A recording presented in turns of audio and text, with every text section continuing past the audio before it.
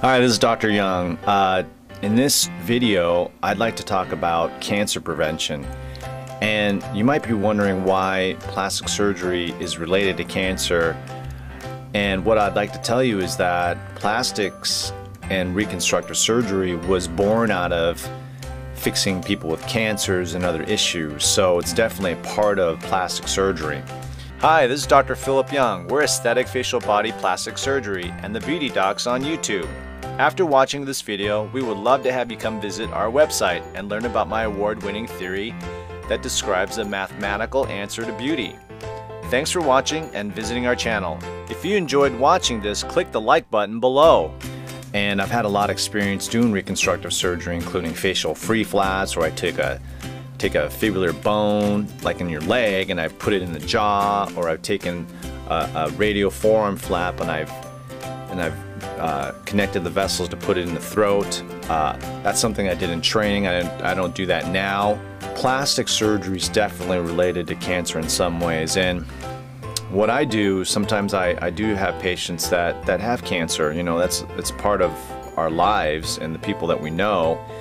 And so today what I'd like to do is talk a little bit about cancer prevention, because I think there's a lot of things out there that people don't know that they're still doing that could be causing cancer. So I just really wanted to put this out there to help people so you can avoid getting cancer.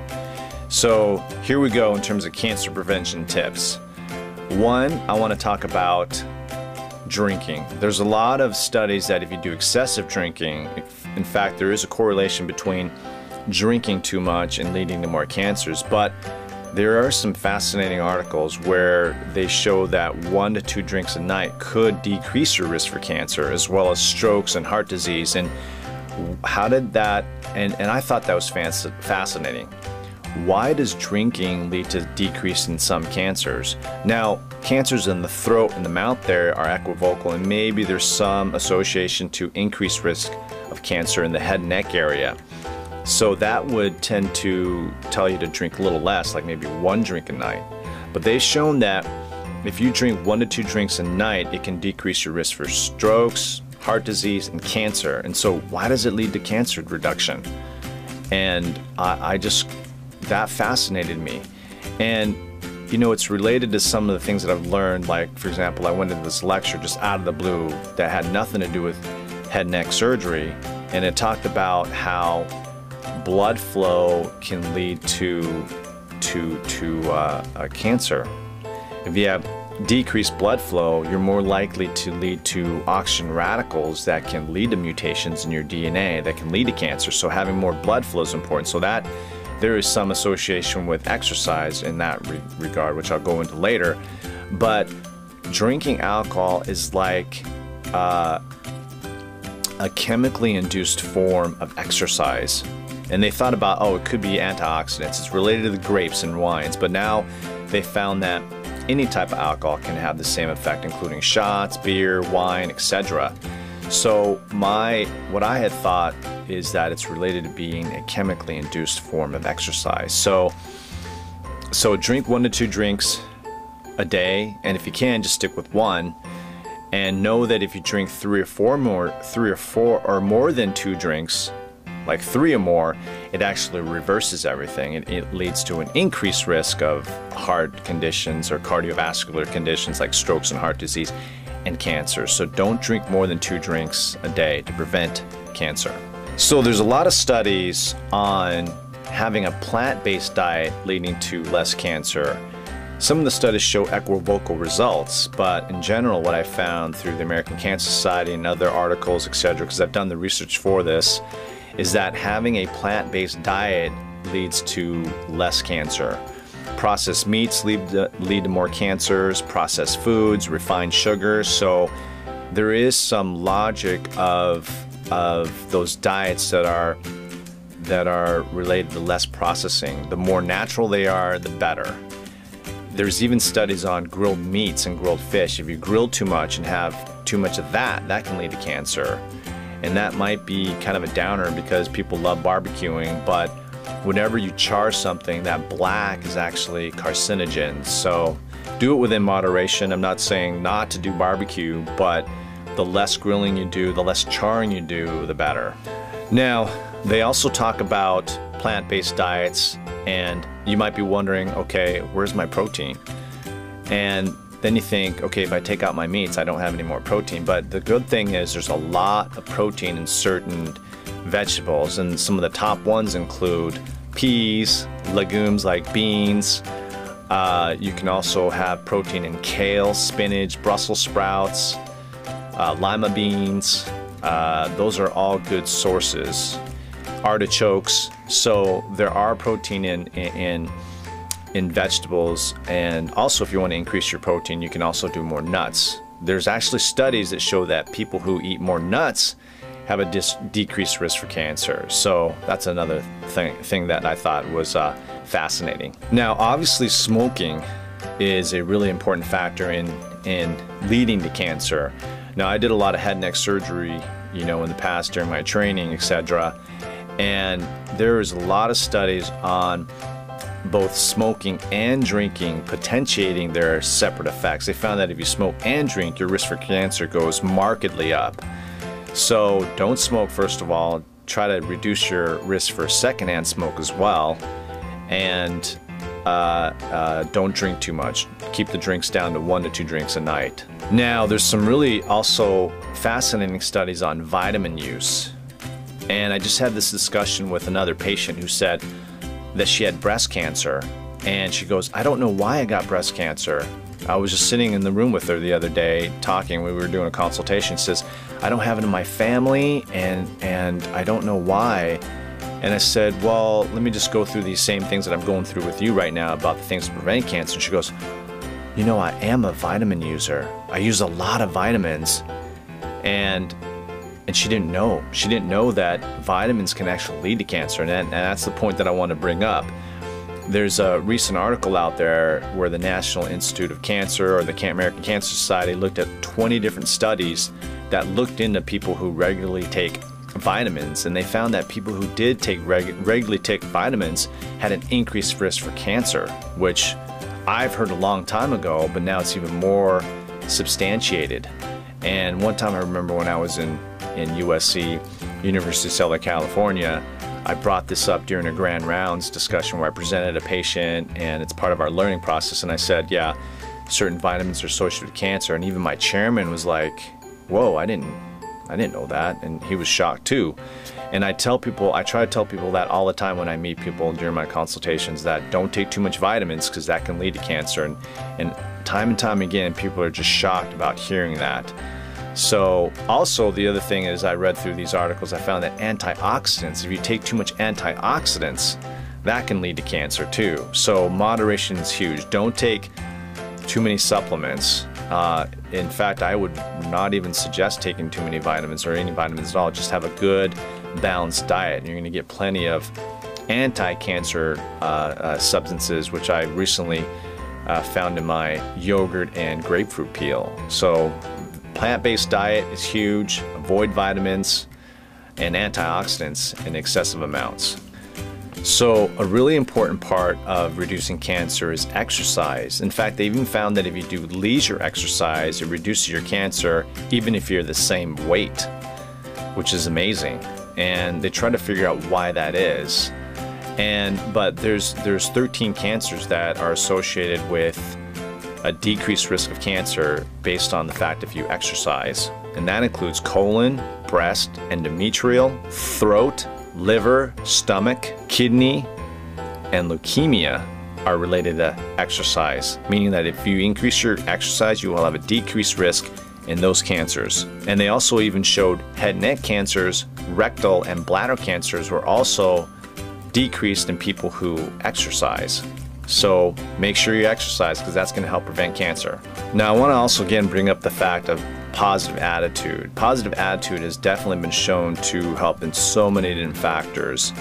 They've shown that endorphins, which are the positive hormone in your body, has beneficial effects to your white blood cells and all sorts of things. It makes your white blood cells, which fights off infections and cancers, work better. And there's a lot of studies on heart disease that have shown that people who have a positive attitude are more likely to recover from a heart attack, prevent heart attacks, and all sorts of things. I did a recent Snapchat on stress and holidays, and they found that stress can lead to heart attacks. Why does it do that? Well, it leads to cortisol release, which can eventually lead to the fight or flight response. It can vasoconstrict your vessels, lead to more heart strain. I even discovered that stress is part of an evolutionary thing where when you get in a fight and you get stressed and you get cut, your body wants to clot to prevent blood loss so you can survive. So stress induces a pro-clotting state, meaning that if you have vasoconstriction in your heart or your body, more strain in your heart, and you also have more likelihood of clotting, you're more likely to form a clot in your heart that will lead to a heart attack. So decrease your stress levels. And part of that is increase your positivity. Watch a happy movie. Avoid a stressful situation as much as possible, or learn some emotional meditation effects. You know, watching a comedy is important to bring more endorphins in you, you know, instead of a stressful movie. So watching comedies are really important as well. Obviously, avoiding sun is really important. You know, sun can lead to these thymidine dimers in your skin, cells that basically cause your DNA to bind onto a different DNA, and that's how the sun can lead to cancers in your skin. And there's a lot of interesting facts about skin cancer that I can go into in more detail, but you can also write me as well.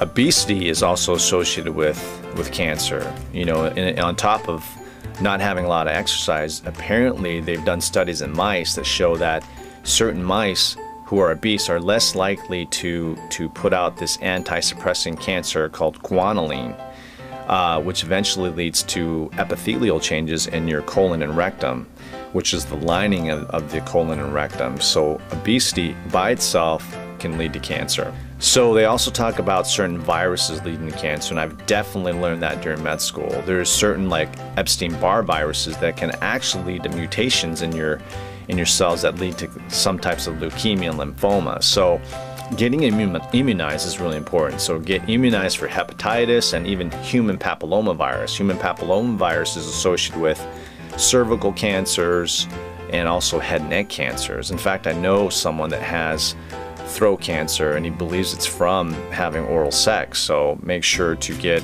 vaccinated from human papillomavirus. So avoid radiation. If you don't have to get radiation, don't do it. Decrease your number of times you get radiation from doing dental exams as well as CT scans. There's a new study that showed that if you get a CT scan in childhood, you're going to have an increased risk for leukemia and brain cancer if you have a CT scan in childhood in that next decade. So avoid, and I hear all sorts of stories. Oh, I got these oral cancers because I got a lot of x-ray exams, you know, by my dentist when I was younger. So avoid radiation. Lastly, I want to talk about avoiding environmental toxins. Now, sometimes you can't avoid everything in your life. You might as well live in a sterile environment like that kid in the bubble. But if you know this, then you can kind of avoid things. Now, I had a family relative that had lung cancer, and we're trying to figure out why he didn't have it in his family history, but he did have paint. He had a painting company or some paint in his business that eventually led to him getting cancer. So avoid certain environmental toxins like asbestos, benzenes, aromatic amines, and PCBs. They're polychlorinated biphenyls. Now, where do you find benzene? Benzene is found in detergents, adhesive, glues, paints, inks, dyes, and gasoline. So make sure to avoid those things. Service stations are also associated with benzene. So obviously you can't avoid all those things, but don't eat paint chips, don't sniff glue. All those things have benzene in it and can lead to cancer. Aromatic amines are also carcinogens, and they also are found in similar things like perfumes, dyes, and they find aromatic amines in grilled fish and meat. So if you do a lot of grilling, that's also tends to be more cancer causing. And again, I mentioned that back earlier on that you don't have to avoid barbecue, but just kind of cut down on too much grilling. Actually, the part that's grilled, that really dark part, are carbons that are charred, and those are part of the portion that can lead to cancer. So if you want to reduce your carcinogens, decrease that risk of taking that charred part. And polychlorinated biphenyls are found in the same things, inks, dyes, etc. In fact, contaminated water, evaporated contaminated water, can also lead to more polychlorinated biphenyls, for example, the Great Lakes. Anyways, thank you for watching. I wanted to bring up cancer prevention because I talk about it a lot with my patients, and it definitely applies in my life, and it applies in all, everybody's lives. No one wants to get cancer. So I thought this was going to be really beneficial because I talk about it again with my patients all the time, and I just want to do something that can benefit people more in general, because a lot of people don't know some of these things. So anyways, thanks for watching, and leave me a comment or email me. If you go to my website, you can email me. It goes straight to me, and I'd love to hear from you. Thanks. We would love to have you subscribe to our YouTube channel. We're the Beauty Docs, and our goal is to give you a glimpse into our lives in plastic surgery. We would love also to show you the human side of what we do. We'll do this by sharing anonymous stories about our patients and try to find some moral or learning point. Hopefully we'll be able to enrich our lives together. Click the annotations shown here to subscribe and be the first to learn about some fascinating things, to learn more about our award-winning theory on beauty that breaks it down to mathematics, to see our latest video on a plastic surgery story of hope about a patient with myasthenia gravis and ovarian cancer, or upcoming stories and learning points related to our field in medicine and plastic surgery. See you next time!